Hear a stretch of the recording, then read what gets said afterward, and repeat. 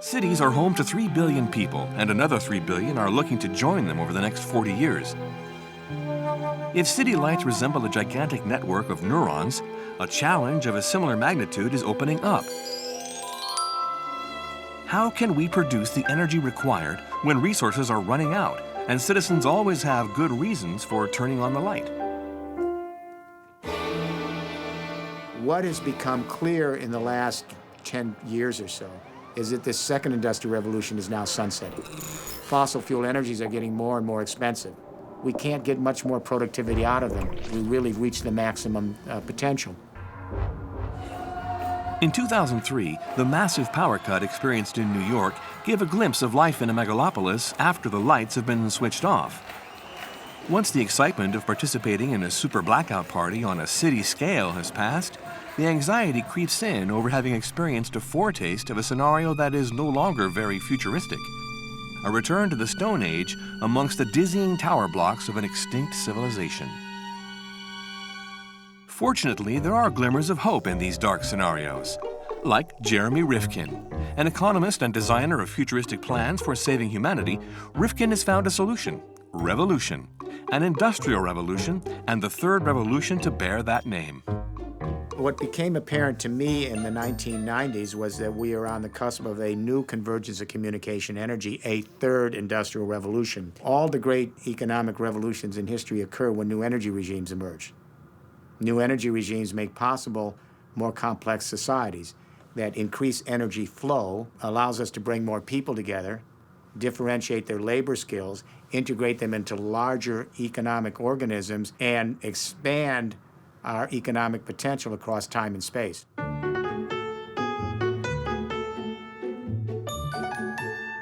Thus, with the invention of the steam engine and the mining of coal to fuel it, the cities of the first industrial revolution sprang up along the railways, and the workers' houses were clustered around factories so the people could walk to work. The second industrial revolution emerged with oil and the combustion engine. Populations were then able to spread out thanks to the motor car, and life in the suburbs became a reality, linked by electricity grids and telephone cables.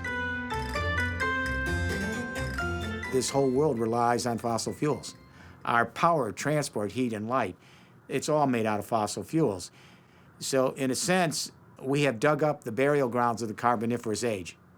And we've transformed all that carbon, coal, oil, and gas, into the accoutrements, the goods, the services, the infrastructure for a great civilization. We built a great short-lived civilization, but almost destroyed the biosphere of this planet with runaway climate change. But according to Rifkin, after coal and gas, the future of civilization will depend on the wind and sun. And in his dream city, all the buildings will be converted into miniature green power stations that will turn wind and sun into electricity. They'll be capable of storing this energy for rainy days or weeks when there is no wind. And all these interconnected mini power stations will create a shared network, an energy community from which everyone can take what they need or donate their surplus. This is the energy internet that we will obviously explore in electric cars. We're actually using off-the-shelf internet technology and transforming the electricity grid to an energy internet, a distributed smart grid that actually acts exactly like the internet. Jeremy Rifkin is no amateur when it comes to developing economic plans. He's written thousands of pages that have been translated into a host of languages and uses the contacts this has brought him with a skilled hand. Heads of state and influential businessmen and women pay for his advice in terms of imagining the future. But his seductive energy model is still facing a few political and technological challenges. And Rifkin continues to travel the world to convince people that the revolution truly is underway.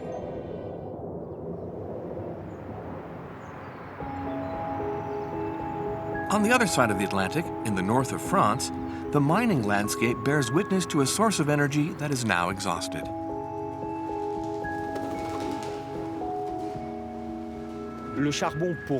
For us, coal meant work. But in addition to that, it meant men who were dying aged 45 to 50 from silicosis. It meant pollution right across the region. We don't deny that history. But that history is over now. It had some very negative impacts, and today, we know that what we have lived here on a local level is the same as what the planet is experiencing on a global scale. In La Saint-Goël, after the last pits closed in the 1980s, the ecologist mayor Jean-François Caron decided to produce the town's energy from a virtually inexhaustible source, the sun. The huge power station supplies the energy for around 30 homes, and even the church, which is converted to green power, transforming celestial light into electrons. Insulating the buildings and building environmentally friendly neighborhoods has reduced the energy bill by 35%. In this impoverished commune, the green argument is also an economic one. Between someone who spends 2,000 euros on electricity and who is cold in their house and someone who pays less than 200, there's no point giving people a whole spiel about ideology and sustainability. It's just practical. It's better than a pay rise. On the face of it, even in the north of France, taking a gamble on the sun to produce energy has to be worth it because it's free. Especially as the town's various green installations were financed through grants. But Jean-François Caron wants to prove that this new energy model isn't just viable for a commune with 7,000 inhabitants, but also on a regional scale. The challenge right now for us is changing the scale. France spends 70 billion euros every year on energy, whether it's gas, oil, coal, or uranium. And that goes abroad, to emirs or Russians. Imagine if we could take that money and put it into insulating every building in France.